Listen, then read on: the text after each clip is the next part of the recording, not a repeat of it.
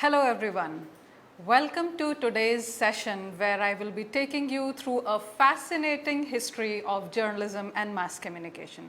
So both these sessions will be dedicated to looking at journalism and mass communication through a historic perspective. So let's begin. In this session, we're going to talk about the early communication methods, the cave paintings, the oral traditions, storytelling, advent of written communication. We will also deal with invention of paper in China, printing press, and prehistory of the print media, which is like 700 years before Christ, advent of movable types in China. And then we will also be looking at letter writing and the postman and letter delivery in the olden days. So let us begin from the first one. Just to introduce the whole concept, communication, as we all understand, is a very basic need. And the story of human communication began close to 25,000 years ago, when human beings made cave paintings and figures. That is how they communicated. So these are the oldest surviving records of human communication. And the story still continues through the development of language, of writing, printing, and the mass media. Recent centuries have become very, very distinctive with the scientific communication, with mass entertainment, advertising, public relations, and developmental communications. So as time has progressed through centuries, through ages, and as media has developed and taken a whole new form, it has been used for various things like public relations, like advertising, like development, and all other various aspects. So now we look at the early communication methods. Communication, as we know, is all essential. For so many months now that my sessions have been going on, we've been dealing with how communication plays an important role in various aspects of life. And we all know that communication is essential because it informs, because it motivates, and it educates, it makes one aware of whatever is happening around them, etc. Then they are also an important means of establishing authority and control, because whoever owns the media or controls the media is also able to control the perspective with which that media looks at various issues. So, and it also allows for emotive expression. Media is an important platform for emotive expression, and it also creates a sense of social cohesion. So things may not be as new as they would be had media not been around. So you know how things are in a different culture, you know how people communicate and how they react or respond to various situations in different cultures and different countries. So it helps in creating a sense of social cohesion, basically. So this is why communication is essential for us. At first, body movements, posture, gesture, and facial expressions and movements of the hand, fingers, feet, all those which we also called kinesics, the study of body language, was very, very important. And that is when technology had not come into being, that is when media was not so potent, had not grown so well. Slowly with time, language developed. And language is the greatest intellectual achievement of humans, and writing is the greatest invention. So language, once the language developed in a certain, and it took a certain form of expression of the way that people would interact with each other, understand what they meant to say, then it became more of an intellectual intervention in the communication of man. Language is referred to as living, growing, and changing organism. So language is very much alive. It keeps a culture alive. So it is called as living, growing, and changing organism. Then what began as primitive cave paintings and signed language has morphed itself into endless variety of ways in which you're able to express yourself today to other human beings, to other societies, other communities and cultures. So Talking about cave paintings, the most well-known form of primitive communications is the ancient cave paintings. Through these, the artistic endeavors were created around 130,000 BC by the Homo sapiens. So that it dates to as long back as that. Then the method involved in creating these pigments made from the mostly from the bark of trees or from the juices of fruits and berries or colored mineral and animal blood is that was the way how they used to make cave paintings, how they used to draw. These pigments were then used to create depictions of primitive life on the cave walls, and whatever excavations were carried out much later in history found out that those kind of drawings were able to communicate a lot about the way people lived, about whatever they did, how they hunted for food, and how they lived as a community. The purpose of the paintings has been questioned by scholars for years, but the most popular theory states that the depictions were used as a manual for instructing others what animals were safe to eat. So the most important things during those times was collection of food and looking after oneself. So what was more important was the environment, which made you feel protected, and which were the best animals, safer as compared to others that you could use to eat. And that is when the language had not developed. So in the cave paintings we find that all those depictions are able to communicate these basic needs to others. Talking about the oral traditions which continue to live till date and are a part of folk media, whenever we trifurcate media into the old and new and the folk or the alternate, we talk about the oral traditions as well, which are very much enlivened in the cultures that are existent in rural India today. So storytelling was one arduous, one very prominent kind of oral tradition that had a lot to do with the way communication was made. So storytelling was one of the commonly used forms of early communication. It was used to tell stories, both fiction and non-fiction, before the time that the books were available to us. Traditionally, storytelling has been used to pass wealth of information from one generation to another. This information could not be applied outside one's own community, as man lived in far and wide geographical areas. So a lot of time, even in these scientific times, people discuss about traditional knowledge or the knowledge of the Vedas being lost. Despite the fact that Vedas were written documents, still there have been certain kind of traditional knowledge which have not been documented anywhere in any form, and so are not available to the modern human being to be made use of. And that is why traditionally it used to pass on the information from one generation to another, but in the time period it slowly got lost. Ever since mankind has evolved a brain capable of comprehending abstract ideas, of understanding what something else could mean, of reading between the lines, along with an extremely powerful creative imagination, people began to invent words. So think of a time, why I call this entire history of mass communication to be something very fascinating, is because look at the creativity of people who had no idea of what a language could be. So they would not make use of those senses. And then with those creative pursuits, they built a language together. So there was an extreme comprehension of abstract ideas that was required in a very powerful manner, which led to the culmination or formation of language. This powerful new imagination enabled them to create many complex vocal sounds that they could associate with everything they encountered in daily life. Even the mysterious things whose meanings they could not understand, like there was less of scientific temper during those times, so whatever scientific procedures used to take place was associated with superstitions, and they would not be able to understand the why or how of it. So even those could be expressed because there was language. They connected these vocal sounds into a series of sounds that became crude sentences. So to begin with, it was only jumbled up words which formed less of a kind of meaning which you would call classy. So it would be more of crude sentences in use, and languages thus were created.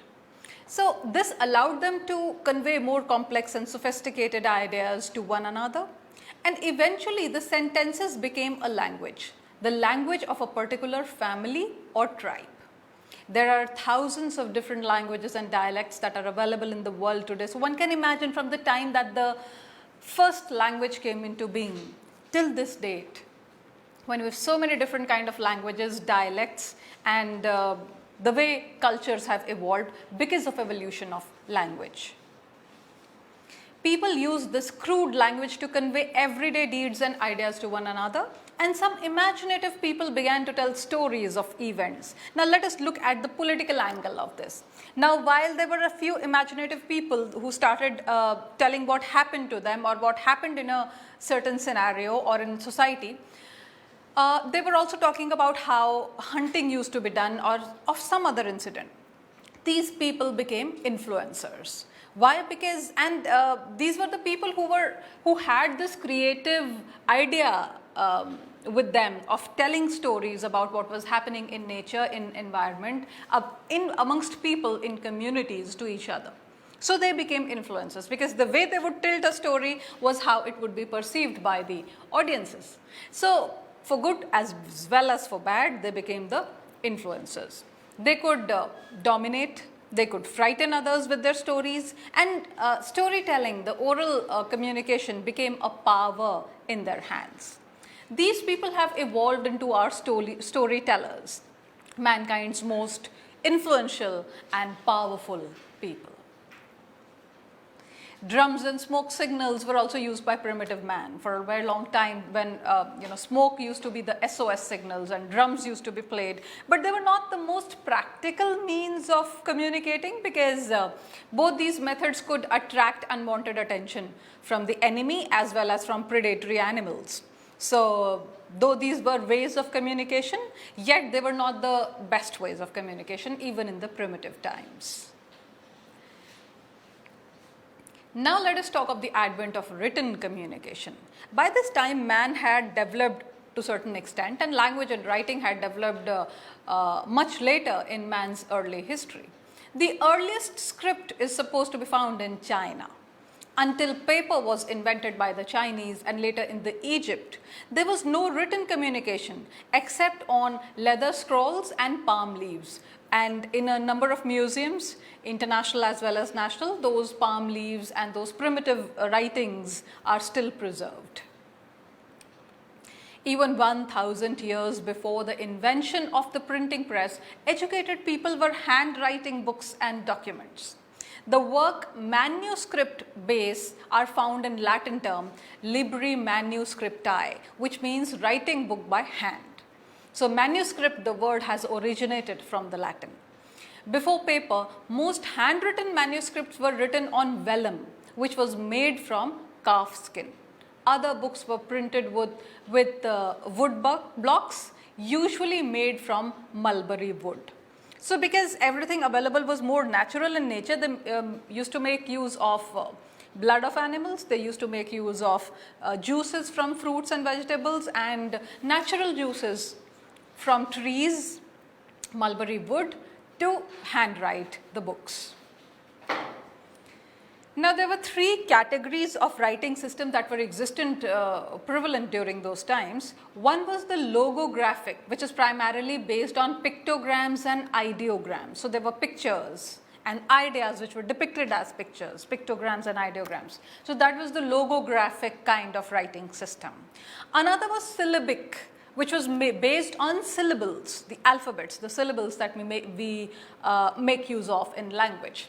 And the third was alphabetic, which was based on alphabet itself. So while syllables talked more of in terms of sound, alphabet talked more in terms of written language. So all three of them started to develop in the Bronze Age. Then came the age of religious manuscripts, and this was the time between the 7th and 13th centuries and was considered the age of religious manuscripts. Most of the books and documents written were of religious nature and were written by religious leaders. The practice of writing and reading books was mostly prevalent amongst religious scholars and wealthy people, because most of the common people were illiterate and they could not read or write. So this was the age of religious manuscripts. Then came the time where books were explored more for knowledge. The 13th century brought about the exciting change in the realm of the written word. For the first time, secular books were produced for the sake of spreading knowledge and awareness and were not just limited to religion. The catalyst for this change was the rise of universities in Italy and gradually in other parts of the world.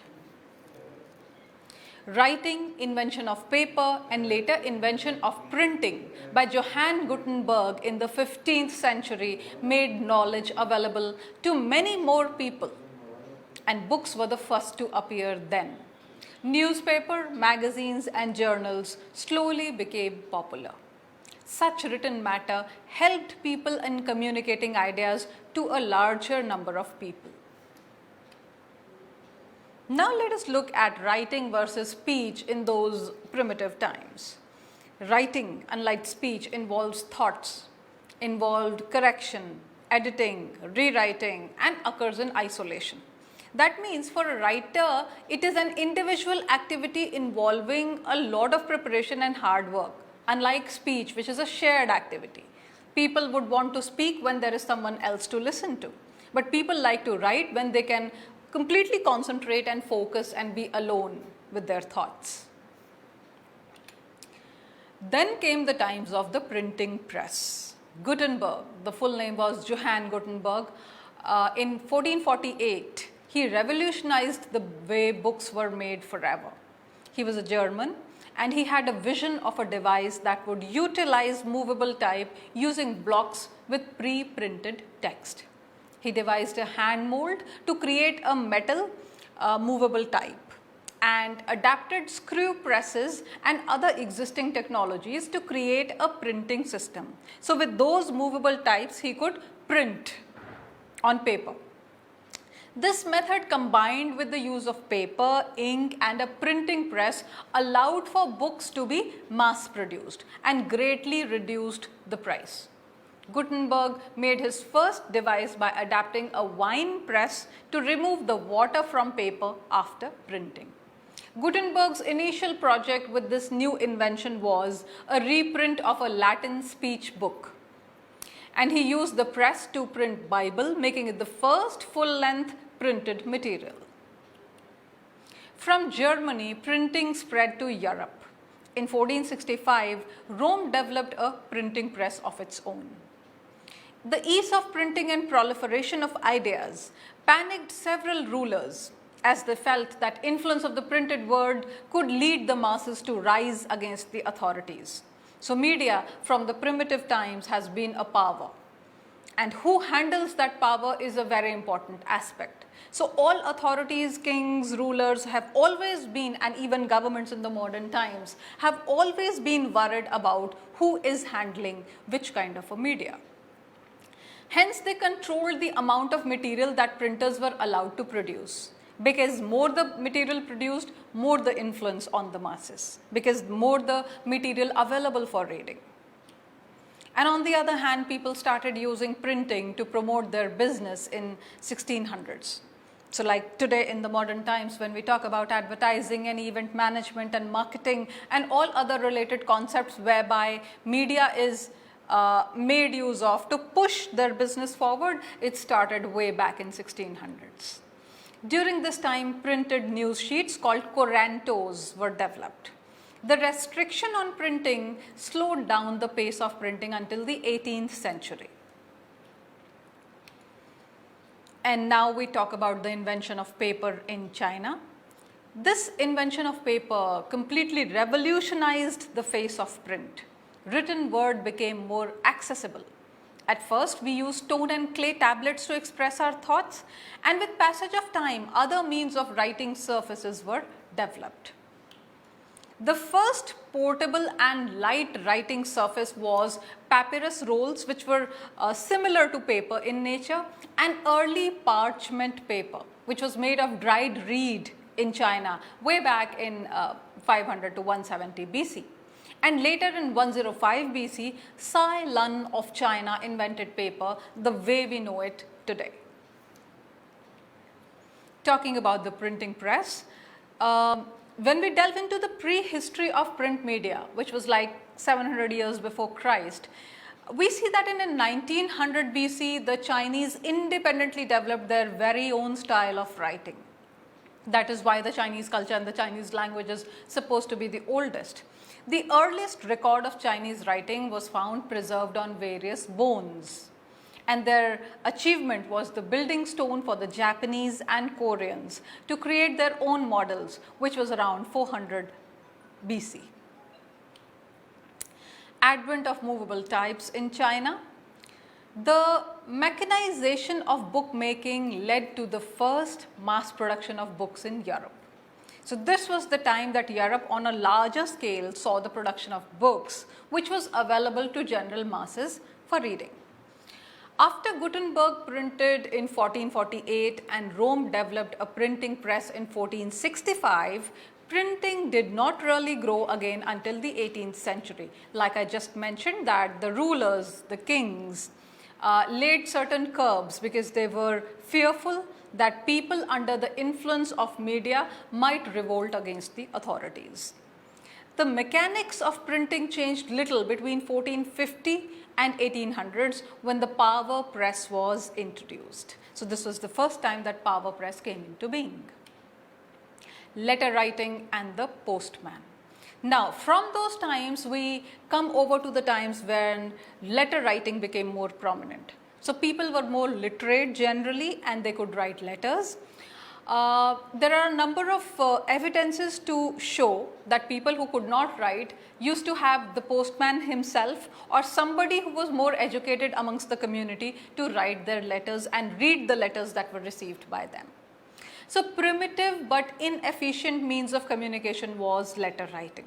And why do I call it inefficient? Because one has to wait for someone to travel who would carry the letters. And of course, there was no guarantee that it would reach its destination. Letter writing began with the invention of the printing press, the increasing availability of books, a change in the outlook towards religion, and rising literacy rates. So while people became literate, while they educated themselves on various fields, they also started questioning the blind belief of religion. So there was increasing availability of books and there was a change in perception of the masses who would till now take religious manuscripts the way they were told about them by the pastors and the keepers of religion. But now was their time to read through the religious texts themselves and understand and question religion in various myriad ways. And this was, of course, a result of the rising literacy rate. Rising literacy. In England, between 1500 and 1900, literacy rates rose from 10% to 95% for men, and from less than 5% to 95% for women. Sweden achieved a 100% literacy rate in the 18th century after the Lutheran Church ordered that everyone had to be able to read the Word of God. Not only pastors and priests, as had been the previous ways ordained in many Christian religions. So religion, we will all have to understand, across the globe is a big power. If they say that there is a certain thing that people must do, most people would like to follow those religious shrines, be they churches, be they temples. So when this cause, which was actually a social cause, got pushed by churches, it was taken seriously. And the data during those times shows how well the literacy rose. In 1870, compulsory education was introduced in Australia as a means of forging a penal colony to the organized society and helping in combating ignorance, which was considered by government to be a contributor to high crime rates. So even 300 years back, the governments did realize that illiteracy and not being aware of the reality was a basic reason why there were higher crime rates. So education was made compulsory, and for those who did not want it, it was also a penalty. So for a penal colony of an organized society had to be able to read and write. In the United States, there was a religious injunction that believers must read the Bible themselves so that they can understand it better. And this helped them in achieving, again, a 100% literacy rate. Talking about the gender perspective now. The letter writing manuals started coming out in 1750 to 1800s. And until then, it was assumed that only men wrote letters. But from the mid to 18th century, the gender division of letter writing began to be questioned publicly. In 1763, the Lady's Complete Letter Writer was the manuscript that was published. Letter writing was an important part of childhood instruction in England and America. In 1860, the post office was invented, and then onwards, the letter writing became more widespread. Letter delivery in olden days. In ancient civilizations, letters were delivered through messengers who faced the prospect of being robbed, injured, or killed on the way. Then for a long time, mail was the only tool of governments, militaries, and kings. In the 6th century BC, the Persian Empire, which is now the modern Iran, developed a relay system that went up to 100 miles a day, and when the horses got tired, they were traded for a fresh one. So there used to be stoppages where the horse riders could stop, they could exchange and rest, and then exchange their horses, rest, and then move further. The Greeks employed athlete runners to deliver their mails, and these were called Philonides. These were the courier guys and the survey people for Alexander the Great, and he once ran from Sicyon to Elis, which was 148 miles in a day. The Arabs had a system too. They used to use pigeons. So the pigeons used to be trained, and little letters, papers which were rolled to their legs were bound, and the pigeons would fly to their destination and convey the message. Caesar, interestingly, had a relay similar to the Persians, with stopping points or post houses where couriers could rest and trade their horses. But after the Roman Empire fell, the mail network collapsed, and so did organized communication throughout Europe. So I hope this story has fascinated you enough, and we will join you again after 5 minutes. Stay fascinated. Thank you.